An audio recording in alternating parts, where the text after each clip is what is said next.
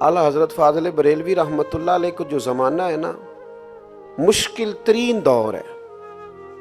یعنی میں آج یہاں بیٹھ کے گفتگو کر رہا ہوں، خوبصورت کمکمے لگے ہوئے ہیں، آپ لوگ سارے پیار کرنے والے بیٹھے ہوئے ہیں، اور میرے لیے بڑا اچھا انتظام ہے، صوفہ رکھا گیا، ہوا آ رہی ہے، مائک لگا ہوا ہے. لیکن جب آپ کو اس طرح کام کرنا ہونا کہ آپ کو ہندو کا مقابلہ کرنا ہے، سکھ کا مقابلہ کرنا ہے، انگریز حکومت کا مقابلہ کرنا ہے، پھر مسلمانوں کے اندر فتنے اٹھنے شروع ہو جائیں. یعنی بندے کو باہر بھی محاذ پہ لڑنا ہے اور گھر کے اندر بھی محاذ پہ لڑنا ہے. اور پھر لوگوں کا ایک اور بہت بڑا مسئلہ ہوتا ہے، لوگ کہہ رہے ہوتے وہ کہہ رہا ہے نا، تینوں کی لگے، تو کیوں بات کرتا ہے. یعنی بہکانے والے سب تمہارے یار ہو گئے اور سمجھانے والے مفت گناہگار ہو گئے. لوگ کہتے ہیں یار ساری دنیا لگی ہوئی ہے، تو بلا وجہ انوکھی بات کر کے لوگوں کو اپنے مخالف کرتا ہے. اعلیٰ حضرت فاضل بریلوی رحمۃ اللہ علیہ کا کمال یہ ہے کہ ان کو چاروں جانب سے فتنوں کا مقابلہ تھا. فاضل بریلوی کو جو علم ملا تھا وہ خدا داد تھا. یہ آپ لوگ یہاں بیٹھے ہیں نا، یہ جو محفل ہے نا، یہ عطیہ الہی ہے. میں جب اپنے اوپر غور کرتا ہوں تو میں کہتا ہوں میرے لیے لوگ آ جاتے ہیں، بھلا یہ کیسے ہو سکتا ہے. یہ بعض چیزیں محض اللہ کا عطیہ ہوتی ہیں. اعلیٰ حضرت کے پاس جو علم تھا، جو فضل تھا، جو کمال تھا، یہ کیسے ہو سکتا ہے کہ 6 سال کا بچہ اٹھ کے کھڑا ہو اور تقریر شروع کر دے. یہ اللہ تعالیٰ کچھ بندے چنتا ہے کہ 13 سال کا بچہ بیٹھے اور اس طرح کا فتویٰ لکھے کہ مفتی کرسیاں چھوڑ دے. کہیں جناب آپ ہی لکھا کریں آج کے بعد.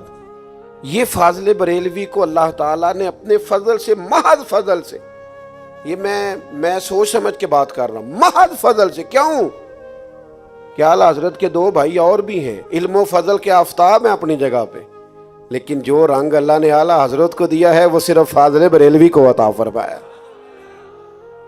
اس باپ کے 2 بیٹے اور بھی ہیں اور بڑے باکمال ہیں، لیکن جو ان کی انفرادیت ہے وہ صرف اللہ نے علم و فضل دیا. پھر انہوں نے کیا کیا؟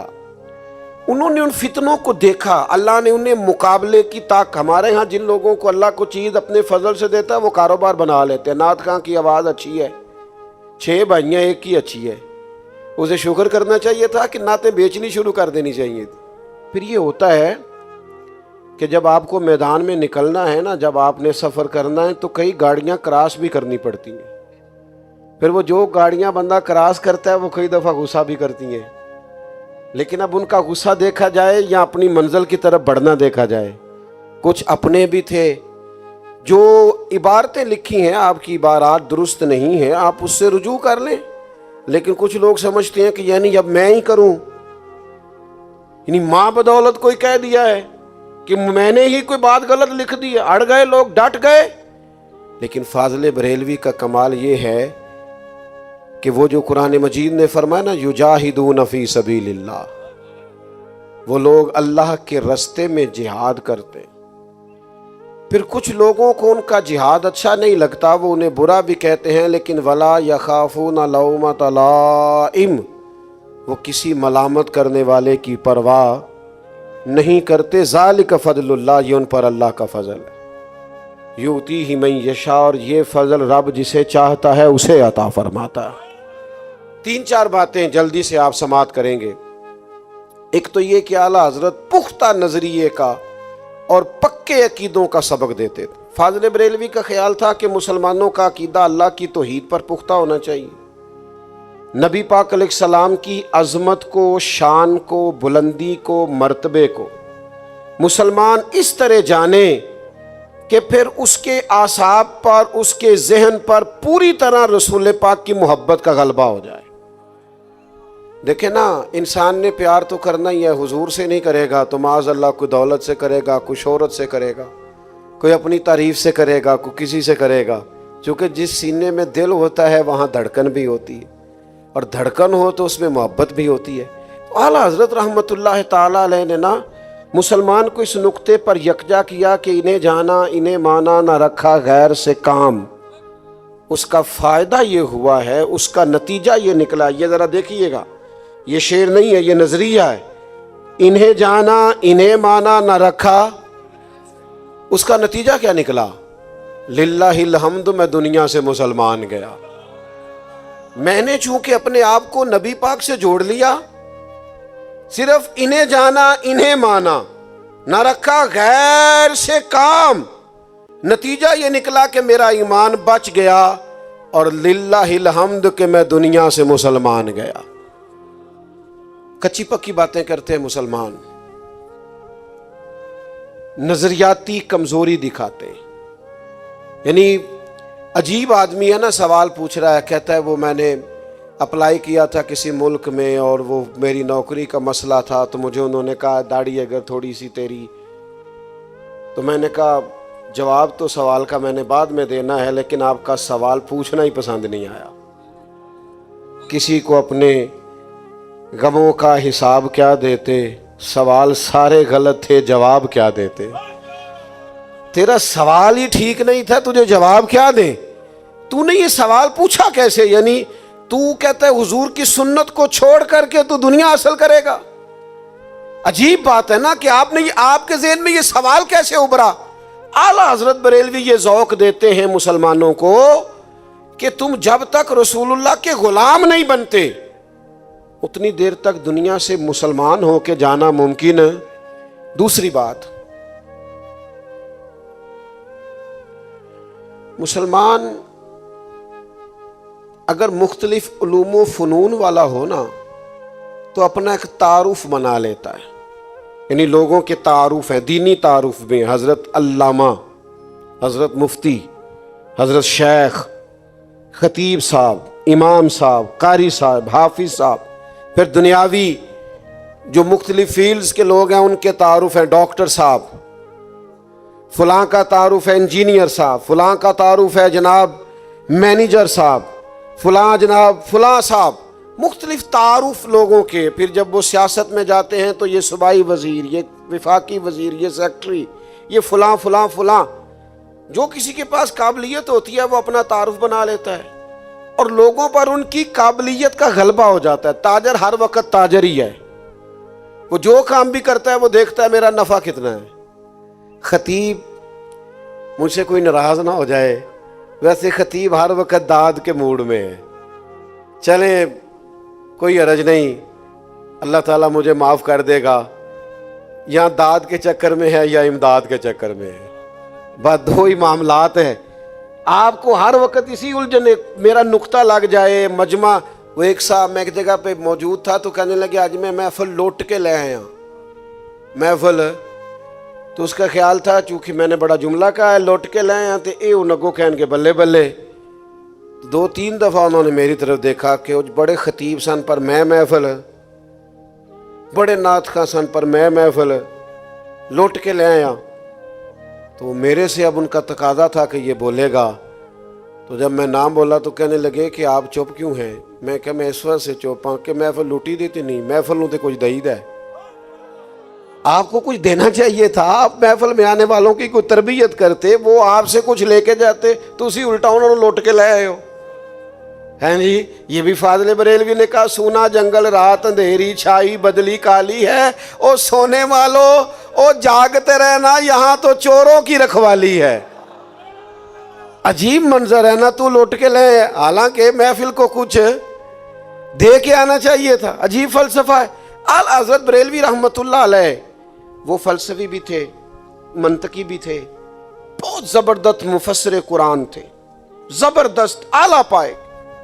اعلیٰ حضرت فاضل بریلوی رحمت اللہ علیہ جامع الاحادیث کے نام سے زندہ اور جاوید ان کی احادیث کا مجموعہ مارکیٹ میں ملتا ہے۔ زبردست محدث تھے، 30 سے زیادہ جلدوں میں فتاوی رضویہ، اور ایک ایک سطر میں 12 کتابوں کے حوالے، یعنی اپنے اور بیگانے بھی کہیں کہ اگر کسی نے افتاء کی مشق کرنی ہو تو فاضل بریلوی کے بغیر نہیں ہو سکتی۔ وہ مفتی بھی کہلا سکتے تھے، عالم بھی کہلا سکتے تھے، مفسر بھی کہلا سکتے تھے۔ سنو مسلمانوں، پیر طریقت بھی کہلا سکتے تھے، خلیفہ مجاز مارحرہ شریف پر بھی زور دے سکتے تھے، لیکن ساری زندگی مدینے والے محبوب کا گدا ہو کر انہوں نے گزار دی۔ اپنے نام کے ساتھ عبد المصطفیٰ لکھا، میں بندہ بے دام ہوں حضور کا ساری زندگی۔ اور پتہ ہے کس طرح کہتے ہیں؟ کہتے ہیں میں خانہ زاد کہنہ ہوں، صورت لکھی ہوئی بندوں کنیزوں میں میرے مادر پدر کی ہے۔ اعلیٰ حضرت کہتے ہیں یا رسول اللہ میں نیا نہیں، میں آپ کا نا خاندانی غلام ہوں۔ وہ خاندانی غلام نہیں ہوتے، کہتے ہیں اس کا دادا بھی غلام تھا، ابا بھی غلام تھا، اس کی دادی بھی ہمارے گھر کام کرتی تھی، اس کی نانی بھی کام کرتی تھی۔ وہ پرانے خادم، وہ پرانے، ہم خاندانی نوکر ہیں۔ فاضل بریلوی کہتے ہیں یا رسول اللہ میں خانہ زاد کہنہ ہوں، حضور میں آپ کا خاندانی نوکر ہوں، میرا ابا بھی آپ کے گھر کا غلام، میرا دادا بھی غلام، میری ماں بھی غلام، میری نانی بھی غلام، میرا نانا بھی غلام، میں خانہ زاد کہنہ ہوں، حضور میں خاندانی نوکر ہوں آپ کا۔ اور صورت لکھی ہوئی، حضور ہمارے نام نہیں آپ کے رجسٹروں میں، آپ ہماری شکلوں سے واقف ہیں۔ وہ پرانے نوکر نہیں ہوتے نوکریاں کرنے والے، ان کی چہرے یاد۔ یا رسول اللہ صلی اللہ تعالی علیہ وسلم آپ کے رجسٹروں میں ہماری صورتیں لکھی ہوئی ہیں، بندوں کنیزوں میں میرے مادر پدر کی ہے، میرے دادا نانا کی آپ کے بندوں میں غلاموں میں، اور کنیزوں میں میری نانیوں دادیوں کے نام لکھے۔ اب شعر سنو گے تو زیادہ مزہ آئے گا۔ کہنے لگے میں خانہ زاد کہنہ ہوں، صورت لکھی ہوئی بندوں کنیزوں میں میرے مادر پدر کی ہے۔ اب دیکھو کیا کہتے ہیں، اب کہتے ہیں کعبے کا نام تک نہ لیا، طیبہ ہی کہا، پوچھا جو تھا کسی نے کہ نیت کدھر کی ہے۔ چونکہ خاندانی غلام ہے نا یا رسول اللہ آپ کے، تو آپ کے گھر کی طرف ہی آنا ہے نا، نوکر جو ہوئے آپ کے گھر کے۔ اور پھر عرض کرتے ہیں یا رسول اللہ کوئی نہیں ہمارا کوئی بھی سہارا، حضور ہمیں لوگ سورج کی روشنی کی طرح کا بھی کوئی کمکمہ لگا کے دیں تو یہ پہر دو پہر کا ہے۔ کریمہ ہم نے بڑے رنگ آزما کے دیکھ لیے، ماہ مدینہ اپنی تجلی عطا کرے، اے ماہ مدینہ اپنی تجلی عطا کرے۔ یہ ڈھلتی چاندنی تو پہر دو پہر کی ہے، یہ تو پہر دو پہر کی چاندنی ہے۔ اپنے آپ کو حضور سے جوڑا، اپنا تعارف رسول اللہ کے غلام کے طور پہ کیا، ساری زندگی غلام کہلانا پسند کیا، اپنے آپ کو دروازہ رسول کا گدھا ساری زندگی انہوں نے بنائے رکھا۔ اور صرف نبی پاک کا نہیں، حضور کے اصحاب کا بھی، نبی پاک کی اولاد کا بھی۔ خط آتے تھے اعلیٰ حضرت کو، آج کل ان خطوں کا ترجمہ کومنٹس ہیں، میسیجز ہیں، کومنٹس آتے تھے، خطوط آتے تھے، خط پڑھے جاتے تھے۔ حضرت شاہ ظفر الدین بہاری نے خط پڑھا اعلیٰ حضرت کو، خط آتے، اثر کے بعد خط پڑھے جاتے تھے، جواب لکھے، اس میں نے کسی نے گالیاں لکھ کے بھیجی۔ آپ کا کیا خیال ہے کہ لوگ گالیاں نہیں دیتے؟ بڑا کچھ کرتے ہیں۔ محبت کرنے والوں کی تعداد زیادہ ہوتی ہے، لیکن حاسدین کی بھی کوئی کمی نہیں ہوتی، اور یہ ہونا بھی چاہیے۔ میرے ابا جی تو کہا کرتے تھے دو تین تنقید کرنے والے ہون تے نظر نہیں لگتی بندے نو، یہ ہونا بھی چاہیے، اس میں حرج والی بات بھی کوئی نہیں۔ تو خط پڑھے تو اس میں گالیاں لکھی ہوئی تھی، تو مولانا ظفر الدین بہاری جلال میں آ گئے، عقیدت مند تھے، اور بنتا بھی عقیدت مند کا یہی ہے ناراض ہونا، تو اور شیخ کا پھر بنتا ہے کہ ان کی اس معاملے میں تربیت کرنا، ان کو درگزر کا اور سادگی کا اور اپنی طرف سے عاجزی کا پیغام دینا۔ کہا میں ان پر مقدمہ کروں گا جنہوں نے آپ کو گالیاں دی ہیں۔ اعلیٰ حضرت فرمانے لگے جائیں وہ الماری سے خطوط نکال کے لائیں۔ وہ خطوط نکال کے لائے تو اس پہ لوگوں نے آپ کی بڑی تعریفیں لکھی تھی۔ فرمایا مولانا پہلے تعریفیں کرنے والوں کو زمینیں بانٹو نا، ہاں پھر تنقید کرنے والوں پر پرچے بھی کٹوا لینا۔ پھر فرمانے لگے میں ان کو سمجھاتا ہوں کہ یہ نبی پاک کے بارے میں کمزور جملے نہ بولیں، یہ الٹا گالیاں دیتے ہیں، چلو جتنی دیر مجھے گالی دیتے ہیں حضور کی بے ادبی سے تو بچے رہتے ہیں نا۔ آج بھی ढेर सारे लोग सिर्फ इसलिए फाजिल बरेलवी की मुखालफत करते हैं कि वो असहाब रसूल की बात करते हैं। वो लोगों को मना करते कि नबी पाक के किसी सहाबी पे तबर्रा न करो, वो निस्बत रसूल का दिफा करते, और लोग हैं कि उनके बारे में जुबानें खोलते। और हुजूर की औलाद के बारे में तो आला हज़रत फरमाते हैं, क्या बात रजा उस चमनिस्तान ने करम की, ज़हरा है कली जिसमें हसन और हुसैन फूल। तो उन्होंने लोगों को पक्के अकीदे होने का दर्स दिया। उन्होंने कहा कि तुम जो भी हो, मुफस्सिर, मुहक्किक, मुदक्किक, लेकिन गुलाम रसूल बन के रहोगे तो ईमान की सलामती से दुनिया से जाओगे। चौथी बात सुने, आला हजरत रहमतुल्लाह अलैह मुसलमानों को हर चीज़ किताब व सुन्नत की रोशनी में समझने का दर्स देते हैं। ये ख़ास बात है, आपने इस पर तवज्जो करनी है। फतवे को क्या लेते हैं हम लोग? मसलन फतवा क्या होता है? लोगों ने फतवे का बड़ा अजीब माना समझ ले, फलां ने फतवा दे दिया, फलां ने फतवा लगा दिया। ये फतवा क्या होता है? फतवा को लाग तो नहीं जाता। फतवे का क्या मतलब होता है? माज़अल्लाह सुम्मा माज़अल्लाह, ये किसी तोहमत का नाम है। इस्तिफ्ता का मतलब होता है आपने सवाल पूछा है कि इस मसले का शरई हुक्म क्या है। आला हज़रत बरेलवी से पूछा गया, हुकूकुल इबाद कैसे माफ हो सकते हैं? किसी बंदे के जिम्मे हुकूकुल इबाद है। आला हज़रत ने पूरा रिसाला लिखा।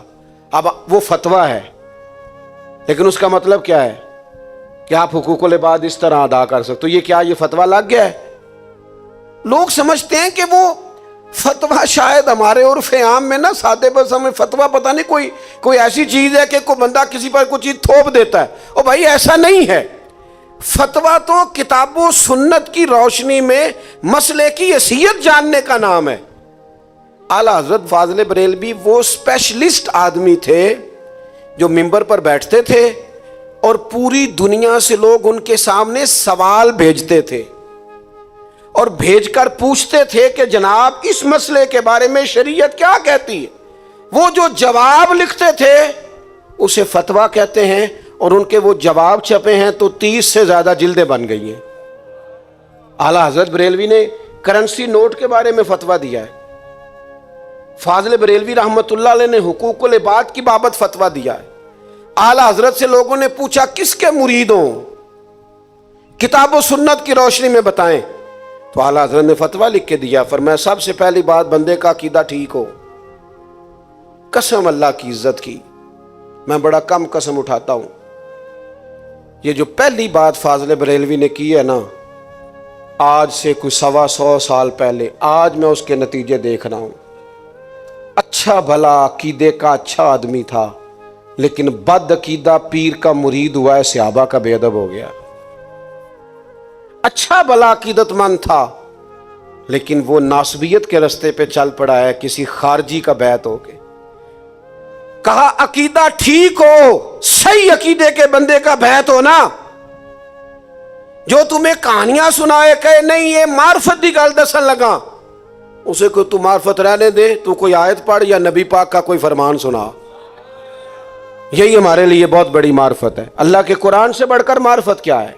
हुजूर के फरमान से बढ़कर मार्फत क्या है? और दूसरा फाज़िल बरेलवी ने फरमाया, इतना इल्म जरूर जानता हो कि वो जरूरत का मसला किताब से निकाल ले, जाहिल के मुरीद ना होना, वरना हम तो डूबे हैं सनम, तुमको भी ले डूबेंगे। और हज़रत सुल्तान बाऊ का फतवा है, बांझ इल्मों जो करे फकीरी ओ काफर मरे दीवाना। जाहिलों की बैत ना हो। पीर तो वो है जो दीन बताए, और जिसे दीन आए ना वो बता सकता है। जाहिलों के पलंदे खुले हुए हैं, मजाक बनाया हुआ है। इतना इल्म रखता हो कि किताब से मसला देख के बता सके।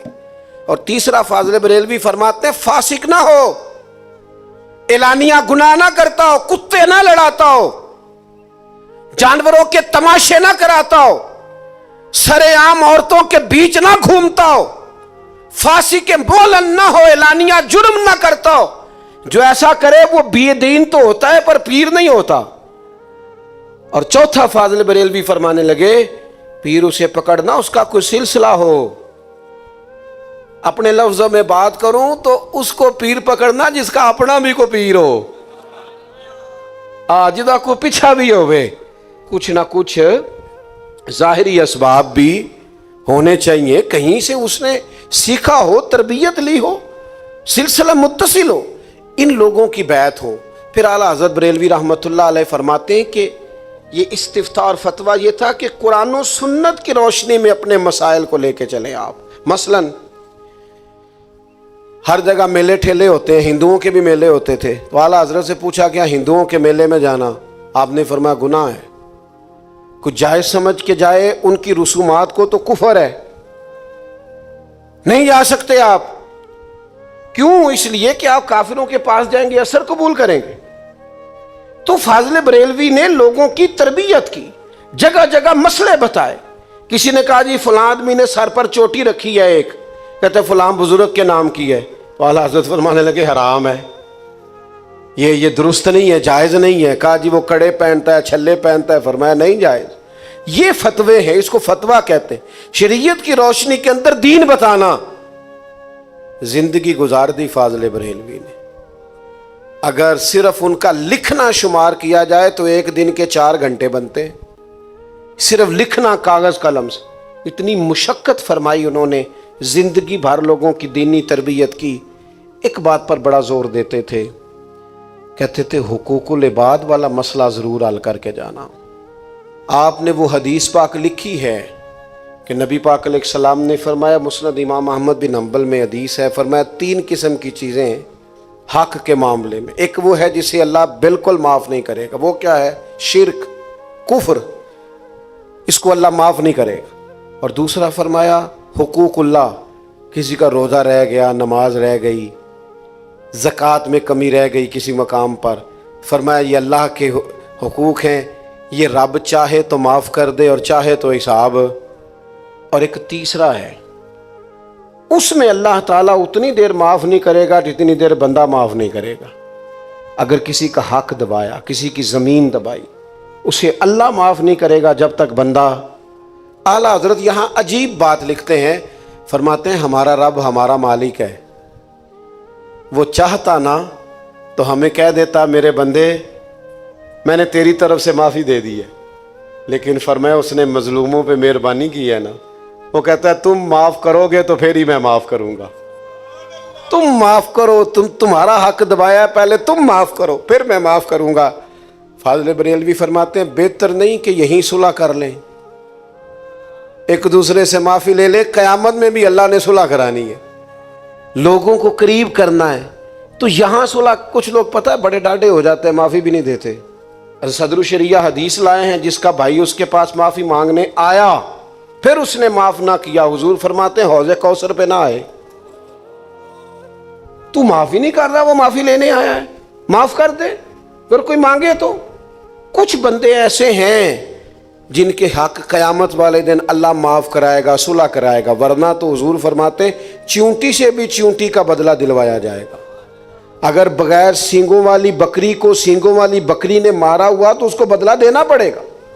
हम तो परवाह ही नहीं। हुकूकुल इबाद के मसले में बंदा तगड़ा हो तो फिर तो साहब जी माफ़ कर दें, और फिर रस्में अदा करते हैं। रस्में, एक दोस्त आए एक दफ़ा मेरे पास जुमा पढ़ते थे, कहने लगे उम्रा करने जा रहा हूँ, कोई गलती हो गई हो तो माफ़ करना। मैंने कहा तू हर जुमे हाथ चूम के जाता है, तूने गलती क्या करनी है? रस्म ना अदा कर, तुझे पता है जिन जिन की तूने गलतियाँ की है ना उनसे जाके माफ़ी मांग। ये रस्म नहीं, आपने सब की रोटी पकाई है और आप खड़े होकर ऐलान करें कि अगर कोई हो गई हो तो माफ़ करें। पता होता है, पता सारा है सरदार नो कीतियां दा, जो तेरे अंदर कमज़ोरी है उसका तुझे पता है, जा जाके माफ़ी लेके आ, रस्म अदा कर देगा, क्या मतलब हुआ? जिसकी कमी की है उससे माफ़ी मांगो। तो मेरे अजीज़, आला हज़रत बरेलवी ने लिखा है, आप फरमाते हैं कि एक सूरत है कि बंदा कोशिश करता रहा हक अदा करने की, कर नहीं सका, मौत आ गई। कर्जा देना चाहता था, कोशिश कर रहा था पर मौत। फरमाया इस तरह का बंदा जो कोशिश कर रहा था पहुंच ना सका, उस बंदे को अल्लाह क़यामत के दिन जिसका उसने हक दबाया था अपने पास से बदला दे के ना तो इसकी माफ़ी करा देगा। उम्मीद ये है कि अल्लाह इस पर फजल है। उस पर आपने मुस्नद इमाम अहमद बिन हंबल से हदीस लिखी है, नबी पाक अलैहिस्सलाम एक दिन मुस्कुराने लगे तो सहाबा ने अर्ज़ की या रसूलल्लाह कुर्बान जाए मुस्कुराने की वजह? تو حضور نے فرمایا قیامت والے دن دو بھائی آپس میں جھگڑا کریں گے، ان کی بات سوچ کر مسکرا رہا ہوں۔ ایک کہے گا یا اللہ میرا اسے حق لے کے دے، تو اللہ فرمائے گا اس کے تو پہلے ہی بڑے حق تھے، نیکیاں تو اس کی جا چکی، اب تو کیا حق لیتا ہے؟ تو کہے گا مالک اس نے بڑا تنگ کیا، دنیا میں بڑا ستایا ہے۔ تو اللہ فرمائے گا اچھا اس طرح کر، اٹھ نہ ذرا جنت کی طرف نظر کر۔ وہ جنت کی طرف نظر کرے گا تو کیا کمال محلات نظر آئیں گے۔ عرض کرے گا مالک یہ کس کو ملے گا؟ شہید کو، صدیق کو، یا اے اللہ سب سے بڑھ کر جو تیرے پیارے انبیاء ہیں ان کے محلات ہیں؟ اللہ فرمائے گا یہ میں نے اس کو دینا ہے جو اپنے بھائی کو معاف کر دے۔ کر دیں گے معاف آج جا کے انشاءاللہ؟ معاف کر دیں گے انشاءاللہ؟ یہ محل اس کو ملے گا جو اپنے بھائی کو آج انشاءاللہ معاف کر دے۔ دل میں جس کے لیے کوئی بات ہے اسے کوئی پوچھے جناب آپ نے معاف کیوں کر دیا؟ کہا آج جلسے پہ گیا تھا، وہاں سے حدیث سن کے آیا ہوں نبی پاک کی۔ یہ محل جنت کا اسے ملے گا جو اپنے بھائی کو قربان جائیں۔ وہ فوراً عرض کرے گا مالک میں نے معاف کیا۔ تو اللہ فرمائے گا پھر اس کا ہاتھ پکڑنا جسے تو نے معاف کیا، دونوں کٹھے جنت میں داخل ہو جاؤ۔ ہما یارہ جنت ہما یارہ بہشت۔ میرے عزیز فاضل بریلوی زور دیتے تھے اس بات پر، زیادہ باتیں نہیں کرنی آپ سے۔ اعلیٰ حضرت بریلوی رحمۃ اللہ تعالی علیہ کی خدمات اتنی زیادہ ہیں، ایک نشست کیا کئی نشستیں لگائی جائیں تو پوری نہ آئیں۔ ایک بات بڑا ضروری سمجھتا ہوں آپ کے سامنے اعلیٰ حضرت کی رکھنا۔ اعلیٰ حضرت فاضل بریلوی ذات کے پٹھان تھے پر عقیدے کی چٹان تھے۔ سویرے پروگرام اور دوپہر کو اور شام کو یہ ان کا ذہن نہیں تھا۔ اور پھر ان کے جو قریب رہنے والے لوگ تھے وہ بھی پختہ تھے نظریاتی طور پر کمزور نہ بنے۔ جن نے لایا گلی او دے نال ہی ٹور چلی ہو جی میں ابھی سن کے آیا ہوں فلانا کہہ رہا تھا فلاں سے ابھی نے فلاں کے بارے میں یہ بات کی۔ تو میں نے کہا ابا جی اور چاچا کی کبھی لڑائی ہو بھی جائے تو بھتیجوں کو اور بیٹوں کو منصف نہیں بننا چاہیے۔ وہ دادا جی اگر ہوں تو وہ فیصلہ کریں گے، آپ اس میں منصف نہ بنے، مشاجرات میں آپ خاموشی اختیار کریں۔ وہ بڑے ہیں اور بڑوں کی باتیں چھوٹے کرتے ویسے ہی اچھے نہیں لگتے، زیب ہی نہیں دیتی۔ پختہ عقیدے، اور پھر وہ عقیدے اتنے پختہ ہو گئے کہ مولانا جمیل الرحمان کہنے لگے میں وہ سنی ہوں جمیل قادری مرنے کے بعد، میرا لاشا بھی کہے گا الصلاۃ والسلام۔ تین چار باتیں جلدی سے سن لیں۔ ایک تو عقیدہ توحید پر مضبوط ہو جائیں۔ فاضل بریلوی سے کسی نے کہا اللہ کے علاوہ کسی کو سجدہ کرنا، پتہ جواب کیا دیا انہوں نے؟ فرمانے لگے یہ ان کے لفظ پڑھ رہا ہوں، اللہ کے علاوہ کسی کو تعظیمی سجدہ کرنا۔ فرمایا حرام حرام اشد حرام، تعظیمی بھی یعنی خدا جان کے نہیں کر رہا، تعظیم حرام حرام۔ اور مجھے میری زندگی بیت گئی یہ بات بیان کرتے کہ اعلیٰ حضرت نے فرمایا کسی قبر پہ جاؤ تو 4 ہاتھ دور کھڑے رہ کے فاتحہ پڑھو۔ فرمایا اس کا طواف بالاتفاق حرام ہے، چومنے میں اختلاف ہے قبر کو، پر میں چومنے سے بھی منع کرتا ہوں۔ جس بندے نے اتنی احتیاط بتائی ہے اس پر الزام لگا دیا۔ جاہلوں کی باتوں کو آپ بنیاد بنائیں گے۔ میں نے گزشتہ جمعے میں کہا تھا داتا صاحب کے جو مزار پہ ہوتا ہے اس سے داتا صاحب کو نہ پہچانے، جو داتا صاحب کی کتاب میں لکھا ہے اس سے پہچانے داتا صاحب کیا تھے۔ مجدد صاحب رحمت اللہ تعالی علیہ کی کتاب بتائے گی مجدد صاحب کیا ہیں، شیخ عبدالحق محدث دہلوی کی کتاب بتائے گی ان کے نظریات کیا ہیں، اور حضرت بابا فرید الدین مسعود گنج شکر کے ملفوظات بتائیں گے ان کی نظریات اور زندگی کیا ہے۔ پڑھیے نا آپ میرے شیخ الاسلام کو، حضرت خواجہ قمر الدین سیالوی کو۔ آپ دیکھیں وہ جب ذکر کرتے ہیں حضرت فخر جہاں دہلوی کا، جب وہ ذکر کرتے ہیں اپنے مشائخ کا، کیا لوگ تھے، کیا رنگ تھا۔ میں نے کہا تھا جمعے میں، پھر بات دہراتا ہوں، میں نے کہا یہ تو سارے دین والے، معین الدین، پھر قطب الدین، پھر فرید الدین، پھر نظام الدین، پھر نصیر الدین، پھر قمر الدین، دین ہی دین، تو سارے دین والے لوگ۔ میرے عزیز پختہ رہیں اللہ کی توحید پر، حضور سے ٹوٹ کر پیار کریں۔ آپ جو مرضی آپ زندگی میں شعبہ رکھتے ہیں لیکن اصل میں حضور کے دروازے کے گدا ہیں، اس غلامی پر ناز کریں زندگی بھر، اور حقوق العباد کے معاملے میں آپ بڑے اپنے طبیعت میں حساس ہو جائیں، کوئی کمزوری نہ رکھیں، کسی بندے کے ساتھ کبھی کسی قسم کی زیادتی نہ کریں، معاملہ سخت ہے۔ اور جو فاضل بریلوی کا اصل پیغام ہے وہ یہ ہے کہ دین، مسلمان کتاب و سنت کی روشنی میں اپنے وقت کو گزارے۔ جو مسئلے ہم شادی کے بعد پوچھتے ہیں وہ شادی سے پہلے پوچھنے والے۔ یہ فتویٰ جو آپ بعد میں لے کے گئے نا کہ بیٹے نے 2 دفعہ یہ بول دیا ہے، اس نے 3 دفعہ یہ کہہ دیا ہے، یہ تو پہلے پوچھنے والا سوال تھا کہ نکاح اور طلاق کے مسئلے کیا ہیں۔ یہ اگر آپ پہلے پوچھتے، دیکھیں نا لوگ شیروانی کا آرڈر بھی مہینہ پہلے دیتے ہیں، فرنیچر بھی 4 مہینے پہلے احتیاطاً کہہ دیتے ہیں، اور معاذ اللہ میں نے یہ بھی سنا اپنے کانوں سے غلط تاریخ بتاتے ہیں اس کو شادی کہ ذرا پہلے دے دے، جھوٹ بولتے ہیں معاذ اللہ۔ آپ نے اتنا کچھ کرایا تو کیا اس نے فرنیچر سے اور شیروانی سے گھر اس کا بننا تھا؟ گھر تو میاں بیوی کا تب بننا تھا جب ایک دوسرے کے حقوق کا پتہ ہوتا۔ تو وہ حقوق کا تعین میرے عزیز کرنا زندگی میں ضروری ہے۔ ان باتوں پر خاص توجہ دیں۔ بچوں کو اگر طلاق کے مسئلے آتے ہوں نا، آپ یقین کریں انہیں پتہ ہو کہ 3 طلاقیں اکٹھی نہیں دینی چاہیے، یہ نہ دیں، گھر اجڑنے سے بچیں، لیکن مسئلے کا ہی نہیں پتہ۔ یہ شادی سے پہلے کسی مفتی کے پاس گئے نہیں، کوئی انہوں نے کورس ہی نہیں کیا، کوئی اس حوالے سے تعلیم ہی نہیں لی، نتیجہ کیا نکلتا ہے؟ گھر اجڑتے ہیں۔ تو ان ساری چیزوں کو سیکھیے، اس پر اپنے وقت کو لگائیے۔ اللہ کے حضور دعا ہے اللہ تعالی ہمیں اپنے بزرگوں کے نقوش